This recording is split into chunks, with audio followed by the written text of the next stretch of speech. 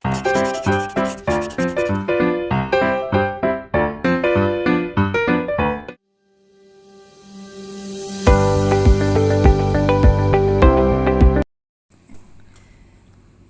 video kali ini kita akan membahas mengenai sistem endokrin. Adapun karakteristik dari kelenjar endokrin ini, yang pertama tidak memiliki saluran dan mengekskresikan hormon langsung ke dalam cairan di sekitar sel. Kemudian yang kedua, mengekskresi lebih dari satu jenis hormon kecuali kelenjar paratiroid. Yang ketiga, memiliki sejumlah sel sekretori yang dikelilingi banyak pembuluh darah dan ditopang oleh jaringan ikat. Yang keempat, masa aktif kelenjar endokrin dalam menghasilkan hormon berbeda-beda. Yang kelima, sekresi hormon dapat distimulasi atau dihambat oleh kadar hormon lainnya dan senyawa non-hormon dalam darah, serta impuls saraf. Sistem endokrin ini disebut juga sebagai sistem kelenjar buntu. Kemudian untuk sekret dari kelenjar endokrin dinamakan hormon. Hormon berfungsi untuk mengatur homeostasis, pertumbuhan, reproduksi, metabolisme, dan tingkah laku. Kemudian berdasarkan aktivitasnya, kelenjar endokrin dibedakan sebagai berikut. Yang pertama, kelenjar yang bekerja sepanjang hayat. Contohnya, kelenjar yang digunakan dalam metabolisme tubuh. Yang kedua, kelenjar yang dimulai pada mulai masa tertentu. Contohnya, kelenjar kelamin. Yang ketiga, ada kelenjar yang bekerjanya sampai masa tertentu. Contohnya, korpus luteum untuk membentuk hormon progesteron.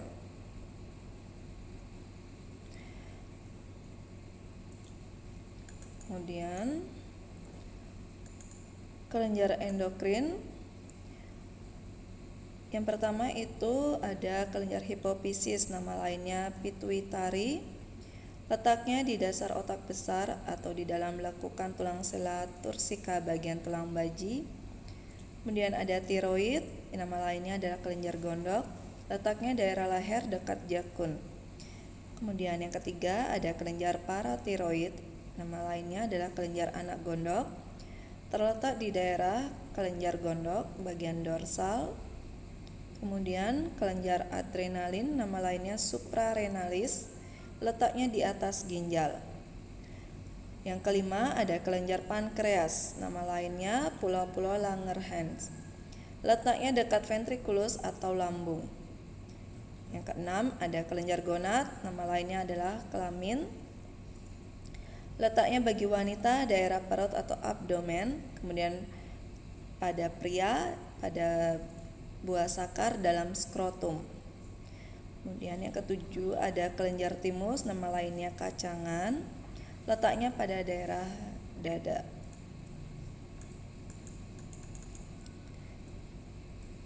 Yang pertama kita bahas mengenai kelenjar hipofisis atau kelenjar pituitari.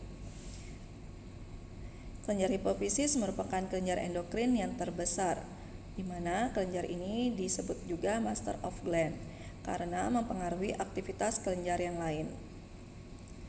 Kelainan hormon ini ada dua macam, yaitu hipersekresi, misalnya gigantisme, dan hiposekresi, misalnya kekerdilan atau kretinisme.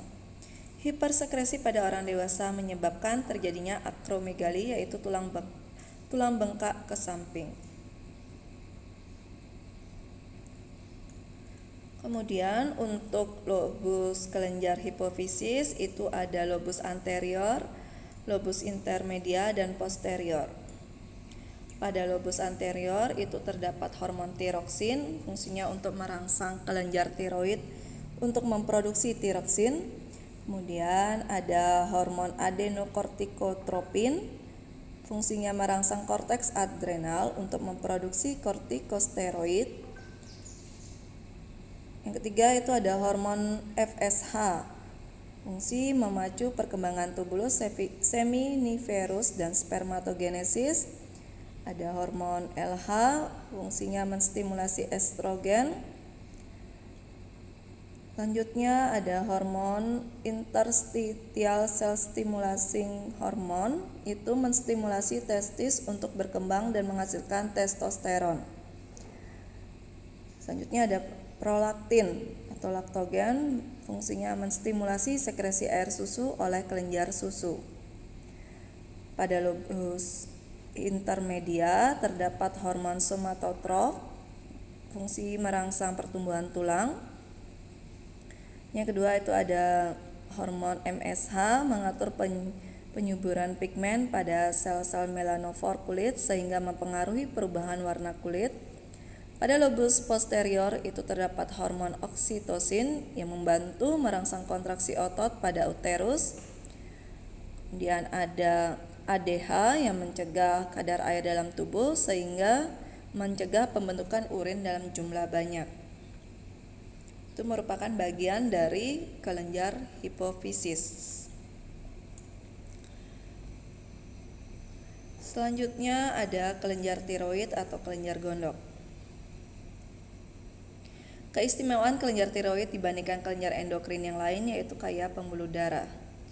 Kemudian kelenjar ini menghasilkan hormon tiroksin, kemudian tridotironin dan kalsitonin. Hiposekresi kelenjar tiroid mengakibatkan gejala kemunduran pada fisik dan mental terutama pada masa anak-anak. Kemudian hiposekresi kelenjar tiroid pada orang dewasa mengakibatkan myxodema dengan ciri-ciri kegemukan dan kecerdasan menurun. Hipersekresi kelenjar ini dapat mengakibatkan hiperaktif tetapi badan kurus, yaitu morbus basedowi, dengan tanda-tanda gugup, nadi dan napas cepat serta tidak teratur, mulut ternganga, mata lebar, meningkatnya metabolisme dan emosional.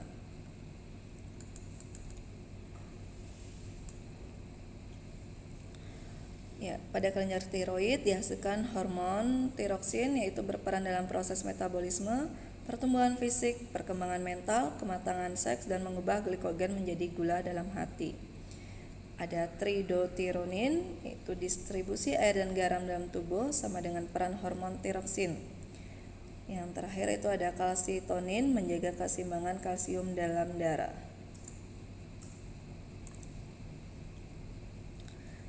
Selanjutnya kita akan bahas kelenjar paratiroid atau kelenjar anak gondok. Kelenjar ini berperan dalam mengendalikan kadar kalsium dalam darah. Hormon yang dihasilkan oleh kelenjar ini adalah paratormon yang berfungsi mengendalikan kadar kalsium dalam darah. Hiposekresi kelenjar ini mengakibatkan kadar kalsium dalam darah menurun dan mengakibatkan kejang otot. Hipersekresi kelenjar ini mengakibatkan kadar kalsium dalam darah meningkat sehingga menyebabkan kelainan pada tulang seperti rapuh, abnormal, dan mudah patah. Kelebihan kalsium darah mengakibatkan terjadinya endapan dalam ginjal atau menderita batu ginjal. Ini merupakan gambar dari mekanisme pengendalian kadar kalsium darah oleh paratormon.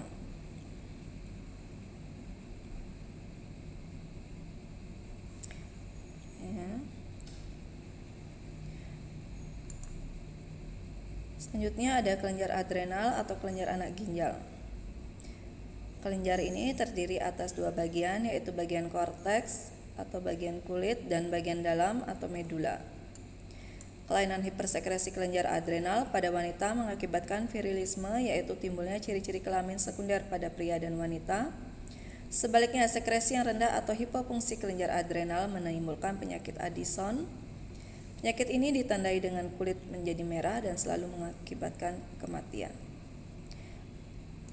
Adapun hormon yang dihasilkan di bagian korteks yaitu korteks mineral, fungsinya menyerap natrium darah, mengatur reabsorpsi air pada ginjal, sedangkan glukokortikoid menaikkan kadar glukosa darah, pengubahan protein menjadi glikogen di hati, mengubah glikogen menjadi glukosa. Kemudian pada medula itu ada androgen membentuk sifat kelamin sekunder pria, sedangkan adrenalin atau epinefrin mengubah glikogen dalam otot menjadi glukosa.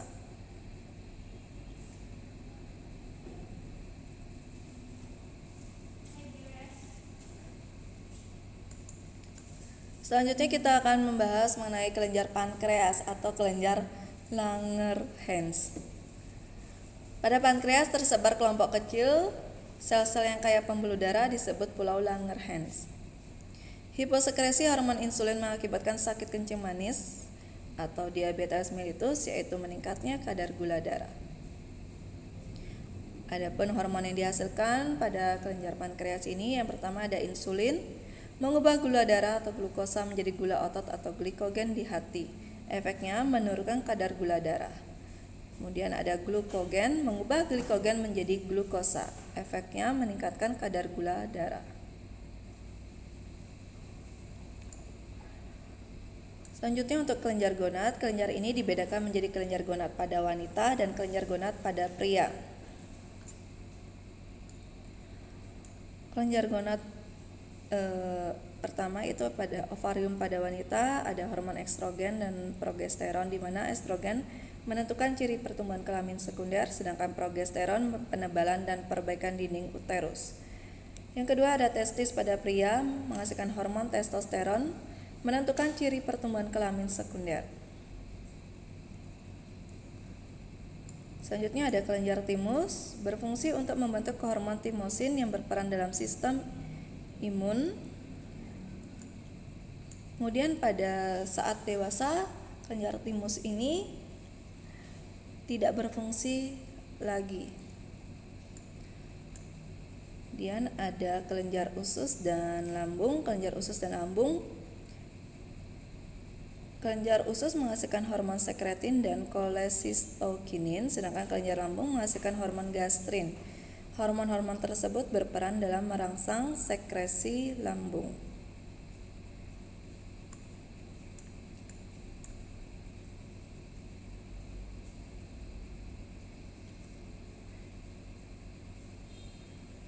Ya, demikian untuk video sistem endokrin kali ini.